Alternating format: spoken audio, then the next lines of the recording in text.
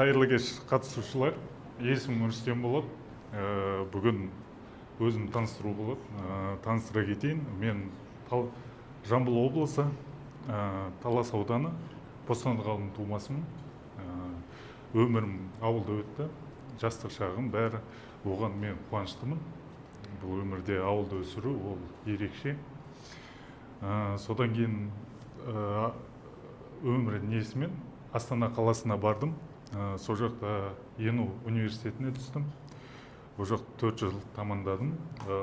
Мен университетті кеш оқыдым. 32 жасымда универге оқыдым. Ол жақта көптеген қайшылықтар болды. Енді жастар болды. Ол жерде ол кезде 2000 жылғылар болды. Жастар. Олардың ортасына сыну қиын болды маған. Сол кезде өзімді сол жерде не істеу үшін менде мынандай жағдай болды. Бәріне сендіру керек, айтуым керек өз жылымда. Бірақ өзім 95 жылғы айттым, негізі 89 жылғымын. Сонымен бәрімен жеке дос болдым. Сонымен жеке дос болып, жаңа айта бастадым өзім осындай. Мен 89 жылғымын. Осындай екеуміз дос болдық. Енді сөйтіп жеке дос болып, кейіннен айттым бәріне. Осындай жасырдым, осындай. Сол кезде таңғалушылық аз болды. Содан өзімді бір жақсылап қалдым да, бәрі біледі. Сондай жағдай болды. Содан кейін ол жақта 12 жылдай өмір сүрдім мен.